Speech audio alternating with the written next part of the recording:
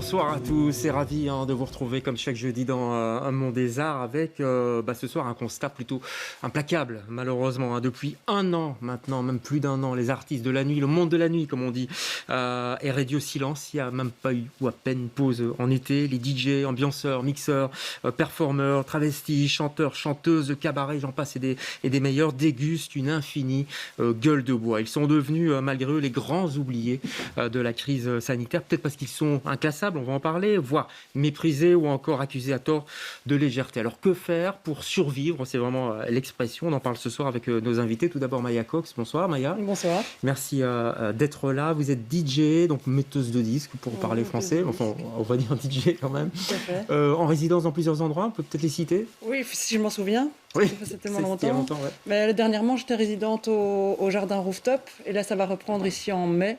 Donc, on va tout faire péter. Parce que c'est à l'extérieur. Oui, c'est à l'extérieur. C'est sur le toit. C'est en face de la bourse, sur le toit au-dessus des bâtiments Actiris. Jardin Rooftop. Et voilà, donc ça va recommencer en mai. On croise les doigts. Ça va recommencer en mai. Ça c'est une doit certitude. recommencer en mai, ouais. J'étais résidente aussi au Belgica pendant des années. Et dans différents lieux. Oui, la machine, tout ça. On vous croise dans la nuit, c'est vrai. En face de vous, Milo Savic. Bonsoir Milo. Bonsoir. Merci d'être là. DJ également, producteur de platiniste, musique. C'est ça le terme, platiniste, le terme exact. Ah, c'est ça qu'on dit, platiniste, d'accord. Le terme exact, c'est en France, ça vient de France. D'accord, pour moi c'est plus le football, platinisme, mais bon voilà. Les amateurs de platinisme. Exactement. Et alors vous étiez en résidence ou ça? Je parle au passé. Effectivement, moi les résidences, il y a le Dr Jack, il y a la Flash pour la scène gay donc à Bruxelles, les événements Vipkus et Bar Mardi aussi également qui tournent dans pas mal de clubs dont le Spirito, les Jeux d'hiver, le cinquantenaire, ça vogue un peu dans on a l'impression que vous parlez d'un monde englouti, d'un monde oublié. On espère que ça va remonter quand même tout ça. Bonsoir Baud. Bonsoir. Alors Baud, Bailo, vous DJ aussi, mais plutôt radio maintenant. Plutôt dans l'animation radio depuis 3 ans. Allez-y, faites la pub pour votre émission. J'anime une émission donc, avec Maya. Ouais, donc, je suis résidente dans l'émission. D'accord. Résidente dans une émission. Je suis résidente dans l'émission aussi. Saturday Night Panic tous les samedis de 23h30 à 1h30 en direct. Et ça s'appelle Saturday Night Panic. Ah bah oui, voilà, vous venez de le dire. Voilà. Le mec qui suit quoi. Florian Bailo, bonsoir Florian. Florian Bailo. Oui. Non, je mélange tout. Florian Poulet. On est devenus frères subitement, c'est super. Il est en cours sorte. Florian Poulet, vous, c'est Cabaret Mademoiselle, du marché au charbon, fermé aussi depuis. Fermé depuis octobre. On a une super petite parenthèse estivale qui nous a permis de croire en l'avenir et puis après plus. Donc ça a duré de juillet à octobre et depuis octobre fermeture totale et complète comme tout le monde. Et depuis ça rame et on va essayer de comprendre pourquoi, comment il y a moyen de s'en sortir. On va se faire un petit clip, une petite musique quand même, c'est pas n'importe laquelle, c'est la vôtre. Still Alive, ça dit bien ce que ça veut dire et il est pas mal ce clip, vous allez voir, il y a tous les lieux hélas fermés pour l'instant, les lieux où l'on fait, où l'on faisait, où l'on fera, n'est-ce pas Maya, où l'on fera la fête, regardez.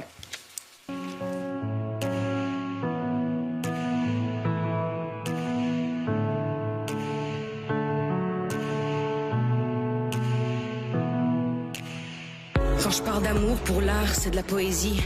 Une toile, une âme, une histoire, une vérité. Je peux pas vivre sans mon art, car c'est mon art qui me parle et qui me guide et qui m'enjaille. Si les mots me pèsent, c'est parce qu'aujourd'hui l'abus dépasse ma pensée. On se réinvente chaque jour pour pouvoir perdurer. Malgré toutes les contraintes, on continue à créer. Dans un système global, on n'est pas la priorité. Mais de là à ne pas être considéré, c'est juste du mépris. We don't know now. We don't know now. We don't know now. And we're still alive. We don't know now. We don't know now. We don't know now. But we're still alive. But we're still alive. But we're still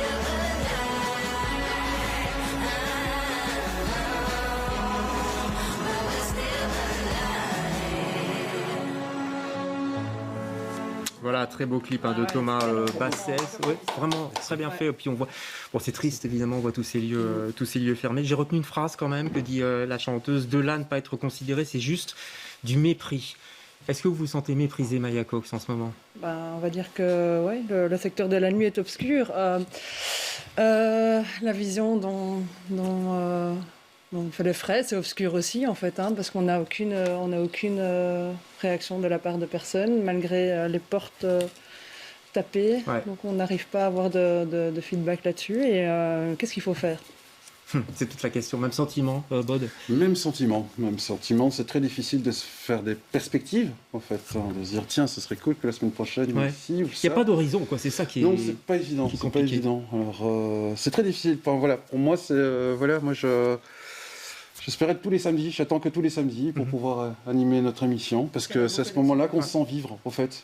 Oui, on va dire la radio, c'est le dernier espace où on peut encore écouter de la musique et peut-être danser chez soi, dans sa petite bulle, dans sa minuscule bulle. Le mépris aussi, Milo, c'est quelque chose que vous avez ressenti? Clairement, c'était le constat pour faire ce clip, effectivement, c'était de se dire comment est-ce qu'au jour d'aujourd'hui, toutes ces personnes qui travaillent dans tous ces milieux, que ce soit culturels, la nuit, etc., qui sont des vecteurs d'émotions, clairement. Ouais. Ces émotions ne sont pas considérées. Tout ce truc qui fait du bien aux gens, en fait, est devenu non essentiel, puisque c'est le terme employé aujourd'hui. Et pourquoi? Comment est-ce qu'on en arrive là, à ce point-là, pour ne plus être entendu et en arriver à un constat pareil? Et moi, c'était en fait en ayant vu pas mal d'articles qui méprisaient, effectivement, c'était le terme. C'était le terme, puisque les paroles ont été écrites suite à une conversation que j'ai eue avec la chanteuse. Et c'est comme ça qu'elle a écrit le texte. Et c'était de se dire... Il faut qu'on réponde à ça parce qu'il y a trop de négativité autour de tous ces milieux. Ouais. Pour l'instant, dans la presse, on montre que le négatif. Ouais. Répondons d'une manière positive en montrant que c'est des gens passionnés avant tout qui sont derrière ça. C'est tout. Un sentiment? Oui, mépris, manque de repères, manque de perspective, pas de raison de se lever le matin et la sensation de passer systématiquement entre les mailles du filet, en fait, et pas dans le bon sens, qu'on considère énormément de gens. Et puis ceux qui sont un peu à la croisée des chemins, à cheval sur plusieurs secteurs, qui rentrent pas vraiment dans les cases, une fois de plus, laissés pour compte, quoi. Ça, c'est un de vos problèmes. Alors, pour parler du mépris, en France, ils en ont bavé aussi avec la fameuse bamboche. Je ne sais pas si vous avez suivi ça, c'est une expression quand même d'un préfet de région, la région Centre-Val de Loire, à la télévision. Il a dit c'est fini la bamboche, donc il y a un petit côté un peu léger, quoi. Arrêtons avec vous. Les médias aussi, c'est vrai, vous en avez parlé. Il n'y a pas longtemps, je crois que c'était samedi dernier, Wolf, il y a plusieurs personnes qui ont dansé un petit peu et tout de suite les médias ont titré le Wolf organise des soirées clandestines. Ça, alors que c'était pas le cas du tout, quoi. Séquence de 3 minutes, je pense, qui a duré, qui était calmée directement. Des infos que moi j'ai eues, parce qu'on fatalement on a tourné donc on connaît un peu la personne qui s'en occupe. Ça a été très mal vécu par les personnes qui s'occupent de ça, parce que les médias vous suivent pas suffisamment. On parle pas beaucoup de votre univers, Maya Cox. Non, pas pour le moment, ou alors on essaie de vivre d'une manière ou d'une autre, en tout cas de partager notre plaisir vraiment à travers la radio, à travers l'émission du samedi soir. C'est vraiment notre bouffée d'oxygène qu'on a envie de partager avec un maximum de gens. Voilà. Le fait qu'on dise que vous êtes trop léger, que c'est la fête, c'est peut-être pas le moment de faire la fête, il y a des gens qui sont dans les hôpitaux, etc. C'est des phrases qu'on entend à gauche, à droite, je ne sais pas comment vous le ressentez. Moi, en tant qu'animateur radio, la musique adoucit les mœurs, quoi, tout simplement. Voilà, nous on est là pour diffuser de bonnes ondes, parce qu'il y a des gens chez eux qui sont seuls aussi, et qui ont besoin d'entendre par exemple une voix, il est 1h du matin, ou il est 1h30 du matin. Et ça, par exemple, moi je me sens vivre avec ça, et c'est vrai que tout le reste de la semaine, parfois on essaie de trouver un sens. Est-ce qu'on doit continuer? Est-ce qu'on doit s'arrêter? Est-ce qu'on doit être sur la même file que les autres? Vous avez pensé arrêter? Oui, bien sûr, on a pensé arrêter. Oui. Ouais, moi j'ai pensé arrêter parce que parfois on a des refus d'artistes pour qu'ils viennent se reproduire, parce qu'ils n'ont pas spécialement le moral. Donc c'est parfois pas facile. Parfois avant 15-20 minutes avant l'émission, on a un artiste qui annule et qui ne vient pas. Et c'est vrai que parfois il y en a des moments où on se dit je suis un peu découragé, mais non, on lâche rien. On lâche rien. Maya, vous êtes dit aussi, une fois qu'on voit tous les clubs qui ferment, les discothèques qui ferment, où il n'y a plus de dance floor ouvert, on se dit il faut que je change de métier, il faut que j'arrête tout ça. Ah non, ça m'a jamais traversé l'esprit. Je me suis dit comment se réinventer, justement, faire pour continuer à partager ça et à vivre ça à travers ce qui se passe. Ça, Ouais, parce qu'on en est là. Depuis mars, tous les lieux festifs sont fermés. Les bars musicaux, les clubs, les discothèques. Si vous voulez regarder mon t-shirt. Les cabarets, oui, on peut peut-être voir si on peut faire un plan. Ouais. Ah bah voilà, c'est exactement ça. C'est comme si je l'avais lu. Bars musicaux, clubs, discothèques, cabarets. Les DJ se retrouvent brutalement, sans soirée animée. Comment on traverse ces moments-là? Parce que c'est long tout de même, Milo. C'est compliqué, comme Maya le disait, on essaie de se réinventer. Donc l'idée, c'est toujours ça. Ces métiers ont toujours été vecteurs d'émotions, c'est toujours la clé pour moi. Et c'était de se dire comment est-ce qu'on peut soutenir les gens, vu que le gouvernement ne nous prend pas comme partenaires. On aurait pu être un partenaire justement parce que les gens ont besoin. On a constaté quand même que déjà pendant le premier confinement, tout ce qui était séries, musique n'ont jamais été consommés autant. Les gens étaient à fond derrière, que ce soit les livres, toute la culture en fait. Et justement, ça aura au moins permis ça. Se rendre compte que la culture est indispensable. Mais justement, c'est un constat qui montre qu'on est un partenaire clair. Les gens ont besoin de ça. Encore plus dans des temps pareils. Donc moi, l'idée, c'était de trouver une manière dynamique de faire de l'entertainment et donc de réinventer mon métier. Sur le site, sur les réseaux sociaux. Oui, c'est ça. On a fait des live streams, on a fait des shows qui avaient du sens. On a fait un show à Mini Europe en partenariat avec l'Atomium où on a rendu hommage aux 5 pays les plus impactés en Europe du Covid. C'est pour ça qu'on est à Mini Europe aussi. On a mis des artistes, il y avait des cracheurs de feu, il y avait des jongleurs, il y avait des saxophonistes, violonistes, des chanteurs. Et donc on a fait une performance comme ça, plus dynamique, où c'était un show féerique. On voulait faire voyager les gens dans l'espace d'un show. En même temps, Milo et Maya, je m'adresse à vous deux parce que c'est vous qui mixez beaucoup en soirée. Quand on mixe et qu'il n'y a personne devant, qu'il y a juste une caméra devant, peut-être un copain qui est là, c'est quand même pas la même chose. C'est clair que c'est pas la même chose. Non, c'est pas la même chose, mais on doit rentrer dans un état, voilà, on doit se laisser aller et voilà, se laisser emporter par... Enfin, moi, je me laisse emporter par la musique d'office, mais ouais, c'est pas pareil, effectivement. Ça manque vraiment. Ouais. Je le dis, le redis. Ça manque vraiment.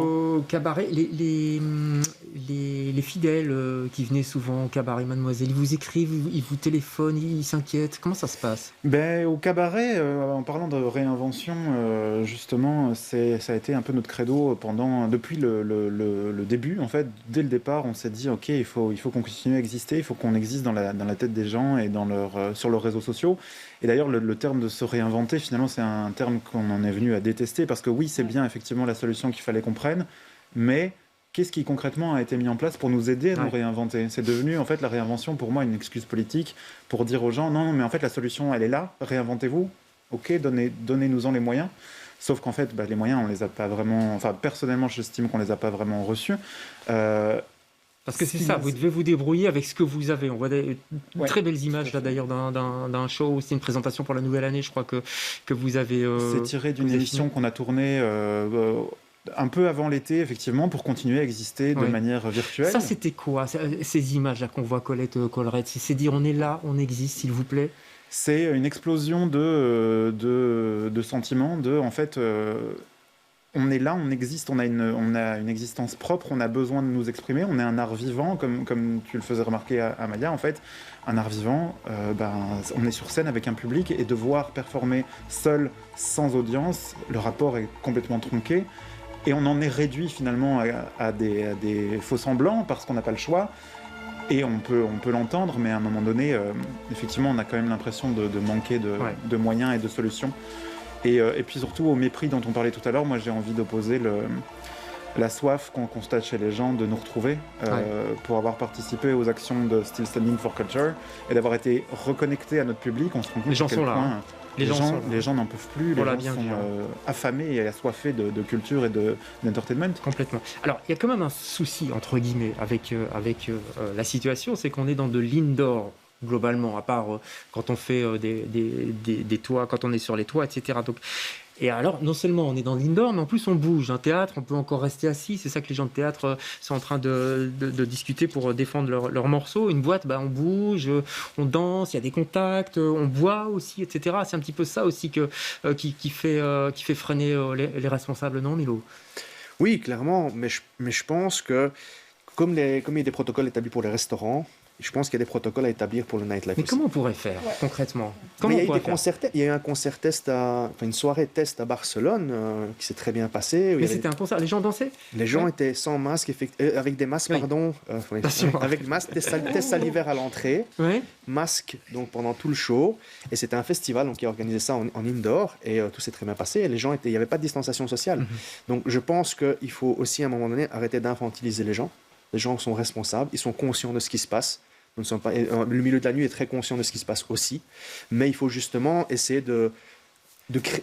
En fait, la créativité, c'est le côté positif, moi je trouve qu'il y a eu dans le Covid. On a été obligé d'être beaucoup plus créatif qu'avant. C'est ce qu'il faut mettre en place maintenant, je pense. Maya Cox, jusqu'où on peut aller? Est-ce qu'on pourrait imaginer, par exemple, ok, on fait des soirées, mais il y aura juste 50 personnes, il n'y aura pas d'alcool, etc. Enfin, je sais pas, hein. Pas d'alcool Non, mais vous voyez, jusqu'où vous êtes prêt à aller dans les sacrifices, entre guillemets? Non, il y a moyen de mettre un processus en place, mettre les choses en place, je suis sûr qu'il y a moyen, mais comment à réfléchir, et c'est ça, ce que tu disais, c'est juste, on doit être super créatif, quoi. Donc du coup, c'est un fameux défi, un fameux dilemme aussi, ça peut être intéressant, c'est une façon positive de voir les choses, j'ai envie de dire. Il y a moyen de mettre ça en place, quoi. Voilà, mais aidez-nous, help.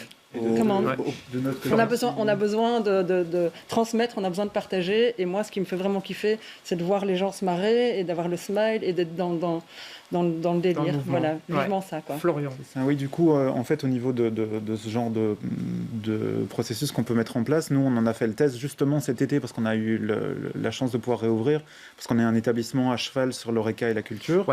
Et en fait, on a donc pu rouvrir, mais en adaptant complètement nos conditions et finalement en devant fermer avant minuit, en ayant une jauge limitée et masquée.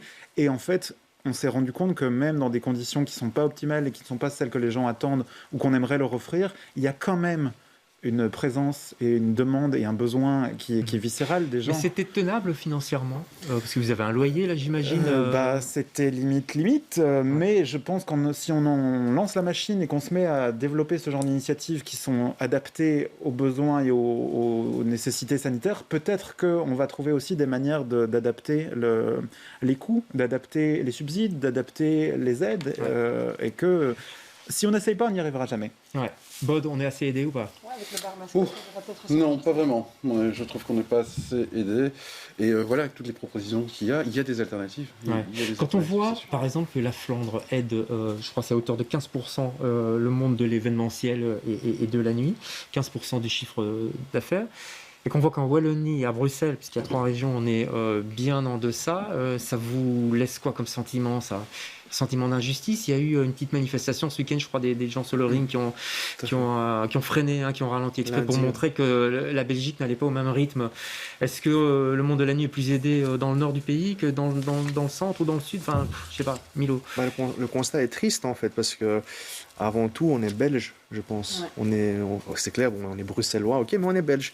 Et c'est juste de dire que c'est pas normal qu'effectivement il y ait des disparités comme ça.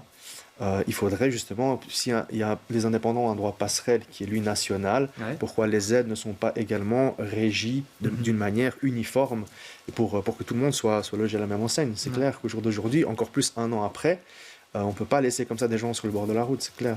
Vous êtes des entrepreneurs, quelque part. Vous avez chiffré vos pertes. Est-ce que vous pouvez dire, cette année, j'ai perdu autant d'argent, par exemple? Milo? J'ose pas chiffrer le montant, mais j'ai chiffré en pourcentage, plus ou moins. Et je peux dire que je suis à 85% de chiffre d'affaires en moins.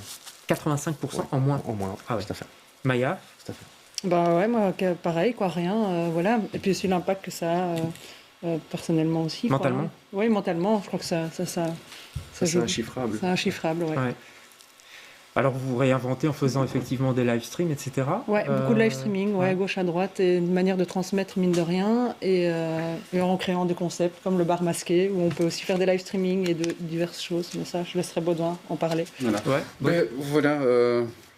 Je fais aussi partie d'une association qui s'appelle Pianoctel. Et donc, ça s'appelle comment? Pianoctel. D'accord. Et donc, c'est sur la rue Haute, dans les Marolles. Et donc voilà, je fais venir une personne. Et on parle Covid aussi, un an après, parce que ça fait aussi du bien d'en parler et de voir aussi qu'est-ce que les gens ont vécu. Et je me dis, purée, ah tiens, j'ai aussi vécu ça. Et pour moi, c'est un aspect aussi thérapeutique. Ouais. Et puis, voilà, c'est une interview de 30 petites minutes. Et ensuite, il y a un petit set de 30 minutes. Et voilà, on a réussi à décorer, mettre des petites plantes. Voilà, donc très sympa. Et on donne une chouette âme au projet. Voilà. Ouais. On donne une chouette âme, quoi. D'accord. Vous avez l'adresse exacte, c'est rue? Alors, étant donné que c'est un bar masqué, Ceci dit, est-ce que quand il n'y a plus de fêtes, quand les boîtes sont fermées, quand on ne peut plus sortir... 304 rue Haute. 304. Mais il ne faut pas le dire. C'est malin. Non, mais voilà. Est-ce qu'on n'augmente pas aussi le risque de fêtes clandestines parce qu'on a vu qu'il y a des fêtes clandestines un peu partout, des clusters partout. Forcément, les gens veulent danser. Donc... Faut pas se voiler la face. Il y en a. Ouais. Comme il y a des gens qui ont coupé des cheveux, etc. Pour les ongles aussi. Les gens ont besoin de vivre. Donc voilà. Et là, c'est très difficile de. Donc ce que vous dites, évitons les fêtes clandestines. Laissez-nous, on est des professionnels, laissez-nous organiser un petit peu les soirées, le monde de la nuit, c'est ça? Laissons-nous encadrer les choses, clairement, parce qu'il y a des gens qui bossent depuis 20, 30 ans, 40 ans dans ce milieu.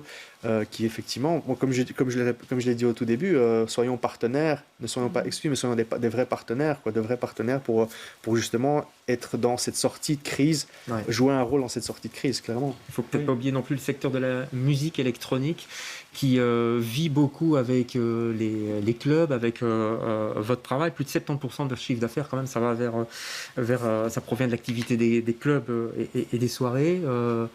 Là aussi, on sent qu'il y a un impact aussi sur cette industrie-là, parce que c'est des gens qui doivent vivre aussi. Il n'y a pas que les David Guetta, quoi. Exactement. Bien sûr. Non, je ne sais pas. Est-ce que vous avez des retours peut-être des musiciens électroniques directement qui sont aussi un petit peu désespérés? Je sors des morceaux et donc je suis fatalement. J'ai travaillé sur un projet musical pendant 5 ans et juste quand on voulait sortir, le Covid est arrivé, on voulait sortir à Pâques donc l'année passée, et donc on a dû réfléchir comment est-ce qu'on va faire, et puis on s'est dit à un moment donné, il faut y aller, donc on a postposé pour mi-septembre la première sortie, puis il y a eu Still Alive qui était la deuxième, ça c'était vu les conditions de ce qui se passait, mais effectivement, moi je le constate, je vois qu'il y a de nouveau des émotions, je vois que la techno, pour parler de techno vraiment pure électronique, devient plus dure, alors qu'on avait un courant très mélodique. Il y a un courant pour l'instant vraiment très récent. Même dans la forme, dans la création, il y a un amas de techno très dur là, qui sort pour l'instant. Je pense que les artistes aussi montrent leur rage d'une certaine manière parce qu'ils sont enfermés, donc ils doivent se défouler d'une certaine manière aussi. Et puis effectivement, des trucs aussi, des choses qui sont très, très émotives, très nostalgiques, parce qu'il y a cette tristesse aussi d'essayer de passer ce cap. C'est un exutoire, la musique reste aussi un exutoire, donc clairement. Et donc oui, il y a du comblage, il y a plein de choses en fait, il y a plein de choses. Comment on fait pour contenir la rage, Maya? On s'éclate dans la musique, j'ai envie de dire. Non, pour extérioriser la rage. On s'éclate dans la musique, et dans les projets. Voilà. Ça influence sur votre façon et on tape de la bonne techno bien dark. Pour moi, c'est mon kiff en tout cas. Et parfois avec un peu de mélodie évidemment aussi, parce qu'il y a une sensibilité qui doit s'en dégager, qui correspond à ce que je ressens, quoi. Pour se renouveler, chez vous, on a transformé un peu le cabaret en musée. Oui, on a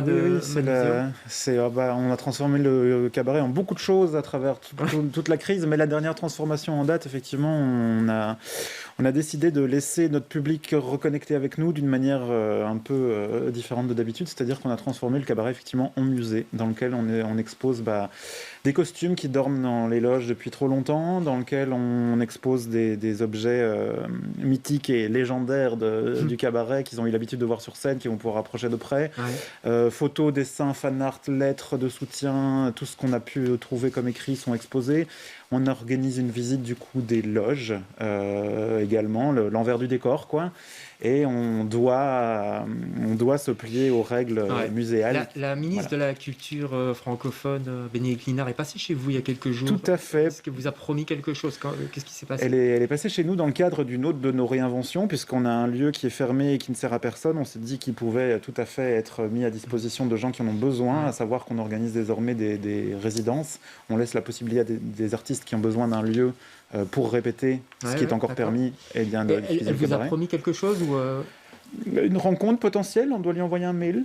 Je sens l'ironie, là. Je sens l'ironie, non ? Voilà, disons que on a profité de sa présence chez nous pour lui sauter dessus, sans mauvais jeu de mots, pour parler en fait des secteurs qui ne rentrent dans aucune case que je citais tout à l'heure, qui sont pas vraiment du nightlife, et pas vraiment du théâtre, et pas vraiment de la danse, et pas vraiment de la musique, et qui en fait du coup sont soit trop ceci, soit pas assez cela, et qui... Selon que ça arrange les uns ou selon que ça arrange les autres. Exactement, c'est un peu le problème la balle qu'on rejette, quoi. Des DJ aussi, quoi. Est-ce que c'est le ministère de la Culture ? Enfin, où est-ce qu'on est, quoi, en fait, hein ? Non ? C'est pas ça, Milo. Finalement, le problème aussi, c'est que... C'est clair. La tutelle n'est pas précise. C'est compliqué. Après, voilà, ça reste de la politique, mais je pense que nous, on fait clairement partie de la culture. Ouais. On est clairement...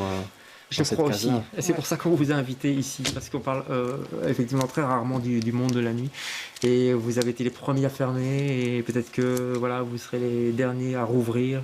C'est une phrase un peu horrible, mais c'est peut-être la réalité. Il y a quand même l'extérieur, on va vers le printemps, il y a les rooftops. On va rappeler le... Ce jardin rooftop, c'est en face de la bourse, au-dessus des anciens bâtiments Actiris. Et là, ça recommence en mai. Ça recommence en mai, on croise les doigts, il y a la radio tout de même. Ça, c'est aussi une alternative. Tous les samedis, tous les samedis. Tous les samedis. Et puis, il y a les extérieurs, il y a les parcs. Enfin, peut-être qu'à un moment donné, ça va... la culture peut s'ouvrir à partir du 1er avril en principe, parce que ça bouge tout le temps. Là, pendant qu'on parle, c'est en train de bouger de nouveau. Avec des mini-jauges, mais enfin, ça pourrait peut-être évoluer aussi vers des soirées à l'extérieur.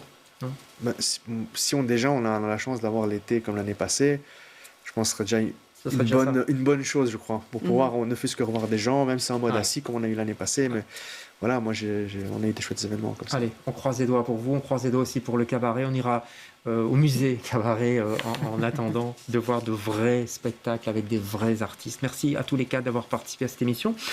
Et courage, tenez bon. On vous suit de près et on est de tout cœur, vraiment, très sincèrement avec vous. On se retrouve jeudi prochain avec d'autres invités. Bonsoir.